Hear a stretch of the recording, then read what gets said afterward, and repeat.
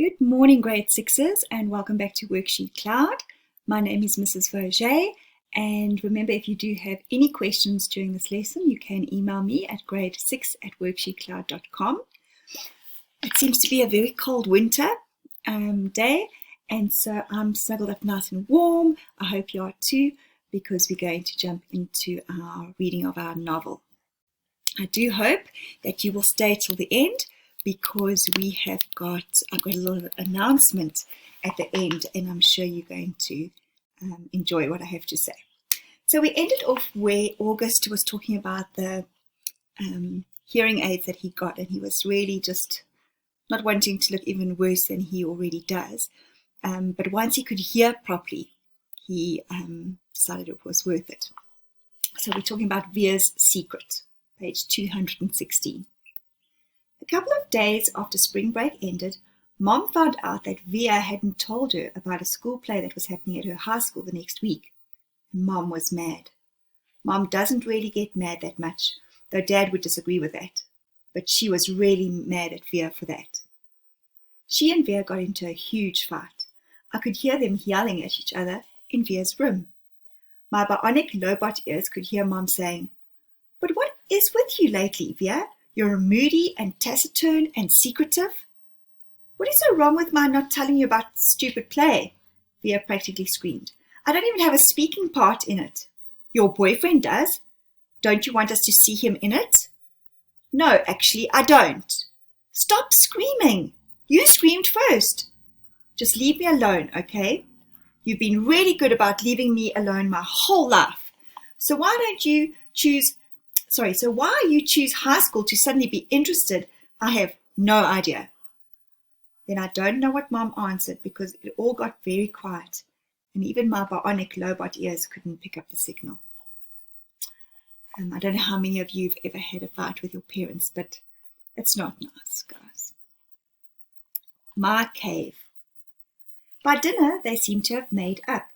Dad was working late, Daisy was sleeping. She'd thrown up a lot earlier in the day, and Mom made an appointment to take her to the vet the next morning. The three of us were sitting down, and no one was talking. Finally I said, "So, are we going to see Justin in a play?" Via didn't answer, but looked down at her plate. "You know, Augie," said Mom quietly, "I hadn't realized what play it was, and it really isn't something that would be interesting to kids your age." "So I'm not invited?" I said, looking at Via. "I didn't say that," said Mom. "It's just I don't think it's something you'd enjoy." "You'd get totally bored," said Via, like she was accusing me of something. "Are you and Dad going?" I asked. "Dad'll go," said Mom. "I'll stay home with you." "What?" Via yelled at Mom. "Oh, great. So you're going to punish me for being honest by not going." "You didn't want us to go in the first place, remember?" answered Mom. "But now that you know about it, of course, I want you to go," said Via. "Well, I've got to weigh everyone's feelings here, Via," said Mom. "What are you talking about?" I shouted. "Nothing," they both snapped at the same time. "Just something about Via's school that has nothing to do with you," said Mom. "You're lying," I said. "Excuse me?" said Mom, kind of shocked. Even Via looked surprised. "I said you're lying," I shouted. "You're lying!" I screamed at Via, getting up. "You're both liars. You're both lying to my face like I'm an idiot." "Sit down, Augie," said Mom, grabbing my arm. I pulled my arm away and pointed at Via. "You think I don't know what's going on?" I yelled. "You just don't want your brand new fancy high school friends to know your brother's a freak." "Augie," Mom yelled, "that's not true." "Stop lying to me, Mom," I shrieked. "Stop treating me like a baby. I'm not a retard. I know what's going on." I ran down the hallway to my room and slammed the door behind me so hard that I actually heard little pieces of the wall crumble inside the door frame. Then I plopped onto my bed and pulled the covers up on top of me. I threw my pillows over my disgusting face and then piled all my stuffed animals on top of the pillows, like I was inside a little cave. If I could walk around with a pillow over my face all the time, I would. I don't even know how I got so mad. I wasn't really mad at the beginning of dinner. I wasn't even sad. But then all of a sudden, it all kind of just exploded out of me. I knew Via didn't want me to go to her stupid play, and I knew why. I figured Mom would follow me into my room right away, but she didn't. I wanted her to find me inside my cave of stuffed animals, so I waited a little more. But even after 10 minutes, she still didn't come in after me. I was pretty surprised. She always checks on me when I'm in my room, upset about stuff. I pictured Mom and Via talking about me in the kitchen. I figured Via was feeling really, really bad. I pictured Mom totally laying on the guilt, and Dad would be mad at her when he came home too. I made a little hole through the pile of pillows and stuffed animals and peeked the clock on my wall. Half an hour had passed, and Mom still hadn't come into my room. I tried to listen for the sounds in the other rooms. Were they still having dinner? What was going on? Finally, the door opened. It was Via. She didn't even bother coming over to my bed, and she didn't come in softly like I thought she would. She came in quickly. Goodbye. Augie, said Via, come quick. Mom needs to talk to you. I'm not apologizing. This isn't about you, she yelled. Not everything in the world is about you, Augie. Now hurry up. Daisy's sick. Mom's taking her to the emergency vet. Come say goodbye. I pushed the pillows off my face and looked up at her. That's when I saw she was crying. What do you mean, goodbye? Come on, she said, holding out her hand. I took her hand and followed her down the hall to the kitchen. Daisy was lying down sideways on the floor with her legs straight out in front of her. She was panting a lot, like she'd been running in the park. Mom was kneeling beside her, stroking the top of her head. What happened? I asked. She just started whimpering all of a sudden, said Via, kneeling down next to Mom. I looked down at Mom, who was crying too. I'm taking her to the animal hospital downtown, she said. The taxi's coming to pick me up. The vet will make her better, right? I said. Mom looked at me. I hope so, honey, she said quietly. But I honestly don't know. Of course he will, I said. Daisy's been sick a lot lately, Augie, and she's old. But they can fix her, I said, looking at Via to agree with me. But Via wouldn't look up at me. Mom's lips were trembling. I think it might be time we say goodbye to Daisy, Augie. I'm sorry. No, I said. We don't want her to suffer, Augie, she said. The phone rang. Via picked it up, said, okay, thanks, and then hung up. The taxi's outside, she said, wiping her tears with the back of her hands. Okay, Augie, open the door for me, sweetie, said Mom, picking Daisy up very gently, like she was a huge, droopy baby. Please, no, Mommy, I cried, putting myself in front of the door. Honey, please, said Mom. She's very heavy. What about Daddy? I cried. He's meeting me at the hospital, Mom said. He doesn't want Daisy to suffer anymore, Augie. Via moved me from the door and held it open for Mom. My cell phone's on if you need anything, Mom said to Via. Can you cover her with a blanket? Via nodded, but she was crying hysterically now. Say goodbye to Daisy, kids, Mom said, tears streaming down her face. I love you, Daisy, Via said, kissing Daisy on the nose. I love you so much. Bye, little girlie, I whispered into Daisy's ear. I love you. Mom carried Daisy down the stoep. The taxi driver had opened the back door and we watched her get in. Just before she closed the door, Mom looked up at us standing by the entrance to the building and she gave us a little wave. I don't think I've ever seen her look sadder. I love you, Mommy, said Via. I love you, Mommy, I said. I'm sorry, Mommy. Mom blew a kiss to us and closed the door. We watched the car leave and then Via closed the door.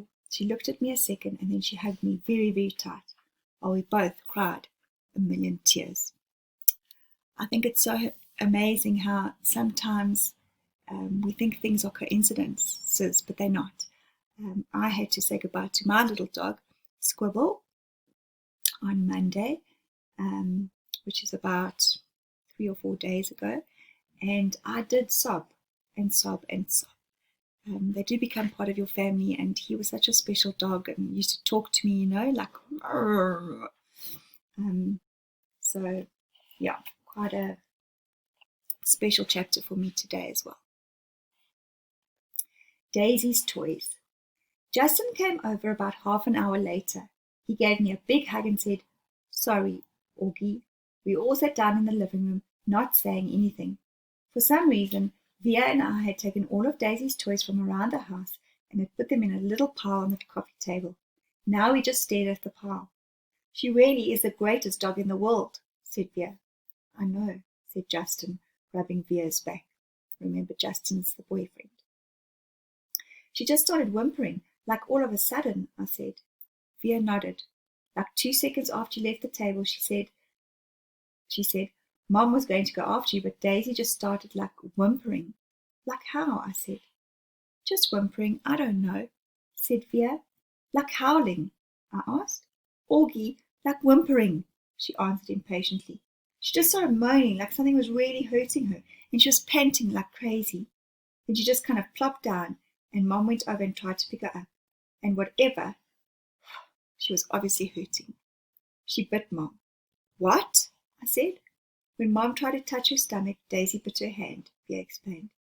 "Daisy never bites anyone," I answered. "She wasn't herself," said Justin. "She was obviously in pain." "Daddy was right," said Via. "We shouldn't have let her get this bad." "What do you mean?" I said. "He knew she was sick." "Augie, Mom's taken her to the vet like 3 times in the last 2 months. She's been throwing up left and right. Haven't you noticed?" "But I didn't know she was sick." Via didn't say anything, but she put her arm around my shoulders and pulled me closer to her. I started to cry again. "I'm sorry, Augie," she said softly. "I'm really sorry about everything, okay? You forgive me? You know how much I love you, right?" I nodded. Somehow that fight didn't matter much now. "Was Mommy bleeding?" I asked. "It was just a nip," said Via. "Right there." She pointed to the bottom of her thumb to show me exactly where Daisy had bitten Mom. "Did it hurt her?" "Mommy's okay, Augie. She's fine." Mom and Dad came home 2 hours later. We knew the second they opened the door and Daisy wasn't with them, that Daisy was gone. We all sat down in the living room around the pile of Daisy's toys. Dad told us what happened at the animal hospital, how the vet took Daisy for some x-rays and blood tests, then came back and told them she had a huge mass in her stomach. She was having trouble breathing. Mom and Dad didn't want her to suffer, so Daddy picked her up in his arms like he always liked to do, and with her legs straight up in the air, and he and Mom kissed her goodbye over and over again and whispered to her while the vet put a needle into her leg. And then after about a minute, she died in Daddy's arms. It was so peaceful, Daddy said. She wasn't in any pain at all, like she was just going to sleep. A couple of times while he talked, Dad's voice got trembly, and he cleared his throat. I've never seen Dad cry before, but I saw him cry tonight. I'd gone into Mom and Dad's bedroom looking for Mom to put me to bed, but saw Dad sitting on the edge of the bed, taking off his socks. His back was to the door, so he didn't know I was there. At first, I thought he was laughing because his shoulders were shaking, but then he put his palms on his eyes, and I realized he was crying. It was the quietest crying I've ever heard, like a whisper. I was going to go over to him, but then I thought maybe he was whisper crying because he didn't want me or anyone else to hear him. So I walked out and went to Via's room, and I saw Mom lying next to Via on the bed, and Mom was whispering to Via, who was crying. So I went to my bed and put on my pajamas without anyone telling me to, and put the night light on and turned the light off, and crawled into the little mountain of stuffed animals I had left on my bed earlier. It felt like that all had happened 1,000,000 years ago. I took my hearing aids off and put them on the night table, and pulled the covers up to my ears, and imagined Daisy snuggling with me, her big wet tongue licking my face all over like it was her favorite face in the world. And that's how I fell asleep. Sure. Right, page 226, Heaven. I woke up later on and it was still dark. I got out of bed and walked into Mom and Dad's bedroom. "Mommy," I whispered. It was completely dark, so I couldn't see her open her eyes. "Mommy." "You're okay, honey," she said groggily. "Can I sleep with you?" Mom scooted over towards Daddy's side of the bed, and I snuggled up next to her. She kissed my hair. "Is your hand okay?" I said. "Via told me Daisy bit you." It was only a nip, she whispered in my ear. Mommy, I started crying. Sorry about what I said. Shh. There's nothing to be sorry about, she said, so quietly I could barely hear her. She was rubbing the side of her face against my face. Is Via ashamed of me? I said. No, honey, no. You know she's not. She's just adjusting to a new school. It's not easy. I know. I know you know. I'm sorry I called you a liar. Go to sleep, sweet boy. I love you so much. I love you so much too, Mommy. Good night, honey, she said very softly. Mommy, is Daisy with Grams now? I think so. Are they in heaven? Yes. Do people look the same when they go to heaven? I don't know. I don't think so. Then how do people recognize each other? I don't know, sweetie. She sounded tired. They just feel it. You don't need your eyes to love, right? You just feel it inside you. That's how it is in heaven. It's just love, and no one forgets who they love. She kissed me again. Now go to sleep, honey. It's late, and I'm so tired. But I couldn't go to sleep, and even after I knew she had fallen asleep, I could hear Daddy sleeping too, and I imagined I could hear Via sleeping down the hallway in her room. And I wondered if Daisy was sleeping in heaven right then. And if she was sleeping, was she dreaming about me? And I wondered how it would feel to be in heaven someday and not have my face matter anymore, just like it never, ever mattered to Daisy. And that's true, hey, if you do have a pet, it doesn't matter how you treat them, if you hug them, if you don't, no matter what you do, they're always just, when you get home, they're always excited to see you. Really special. Right, understudy. Via brought home 3 tickets to her school play a few days after Daisy died. We never mentioned the fight we had over dinner again. On the night of the play, right before she and Justin were leaving to get to their school early, she gave me a big hug and told me she loved me and she was proud to be my sister. This was my first time in Via's new school. It was much bigger than her old school and 1,000 times bigger than my school. More hallways, more room for people. The only really bad thing about my bionic lobot hearing aids was the fact that I couldn't wear a baseball cap anymore. In situations like these, baseball caps came in really handy. Sometimes I wish I could still get away with wearing that old astronaut helmet I used to wear when I was little. Believe it or not, people would think seeing a kid in an astronaut helmet was a lot less weird than seeing my face. Anyway, I kept my head down as I walked right behind Mom through the long, bright hallways. We followed the crowd to the auditorium, where students handed out programs at the front end. We found seats in the 5th row, close to the middle. As soon as we sat down, Mom started looking inside her pocketbook. I can't believe I forgot my glasses, she said. Dad shook his head. Mom was always forgetting her glasses, or her keys, or something or other. She's flaky that way. You want to move closer, said Dad. Mom squinted at the stage. No, I can see okay. Speak now, or forever hold your peace, said Dad. I'm fine, answered Mom. Look, there's Justin, I said to Dad, pointing out Justin's picture in the program. That's a nice picture of him, he nodded.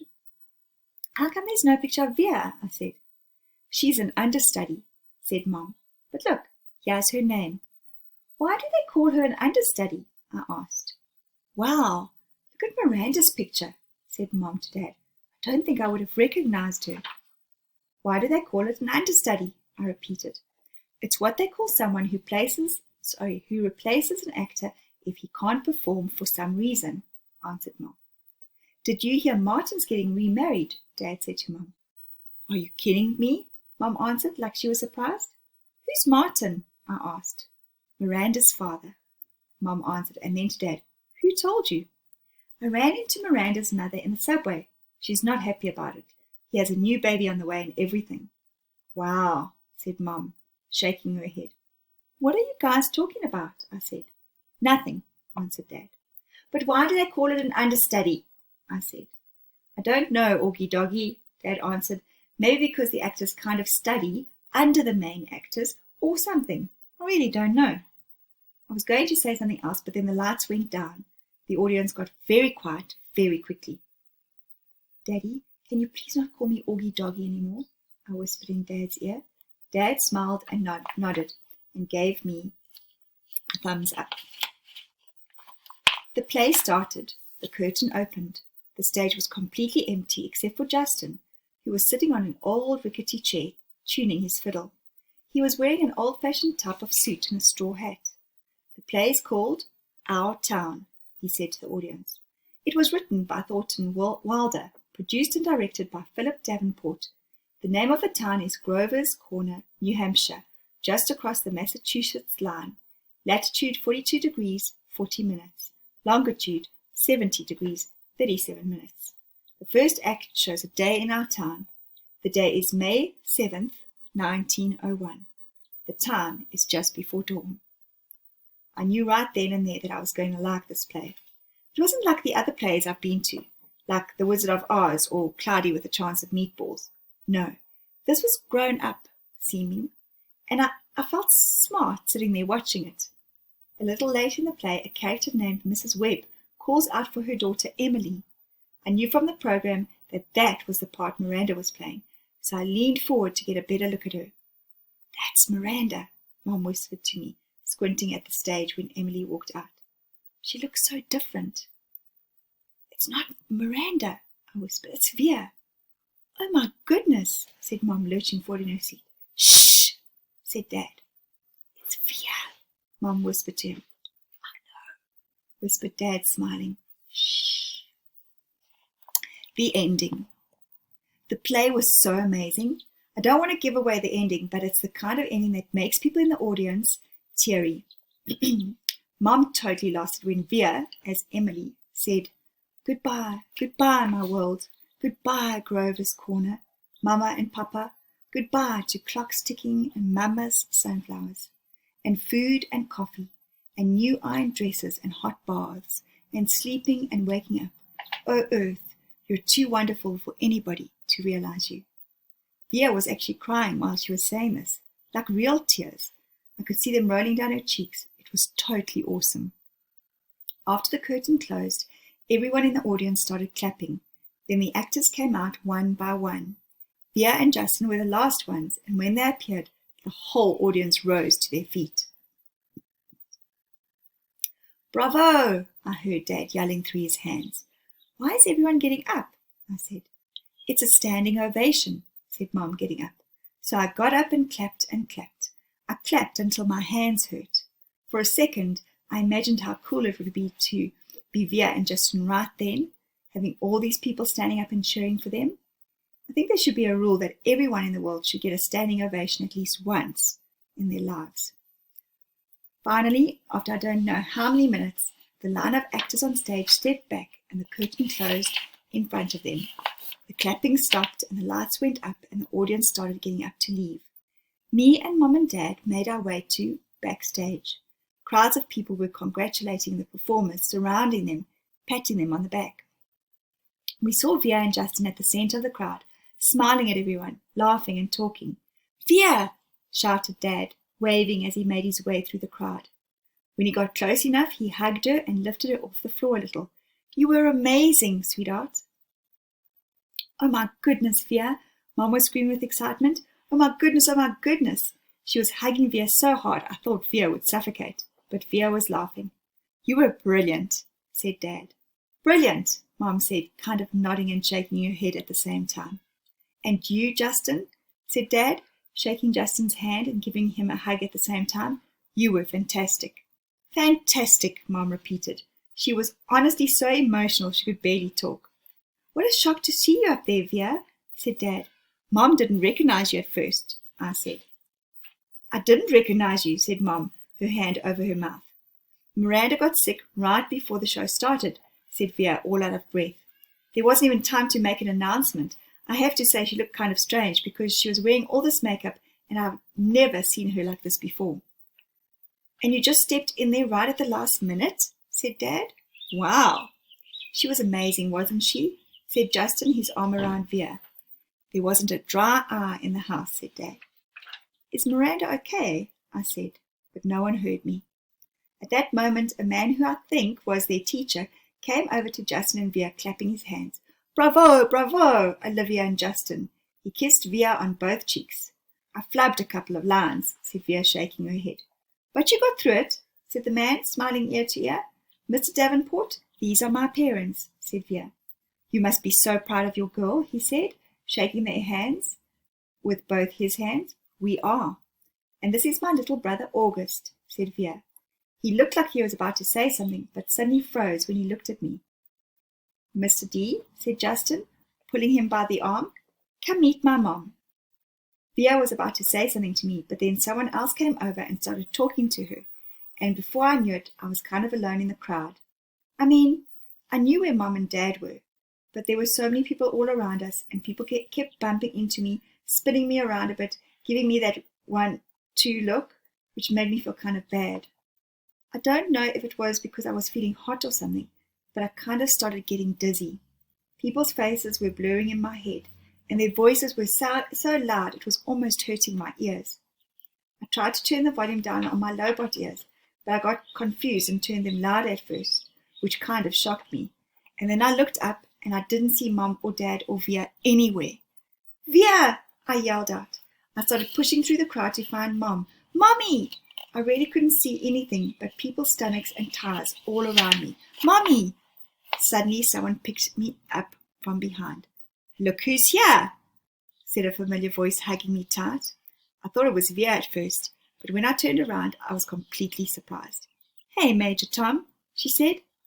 Miranda, I answered, and gave her the tightest hug I could give. We're going to stop there, guys, and the next time we meet, we're going to do part 7. We're nearly at the end of the book, and part 7 is about Miranda from her point of view. And so we've got to the end of our reading today, and there is a surprise for you. So as you can see over here on the right, J.K. Rowling has launched a new book called The Ichabod. And what she's done is she's released 3 chapters, which she does each week. I think right now there's about 34 chapters. I've started reading it, and I'm on about 15. It is a lovely book. You will love it as a grade 6 child. So just go Google The Ichabod, and it'll take you to the website, and you can read the chapters. You can go ahead, you can read slowly, a chapter a day, or you can catch up to the 34 chapters she's written. But really, really a gorgeous book, so I would definitely do that. And remember, there'll be an activity for you now at the end of this video, and don't forget to email me at the email on the screen, grade6@worksheetcloud.com, if you have any questions. So nothing more from me but to say thank you for watching, grade 6s, and I will see you same time, same place. Bye, everybody.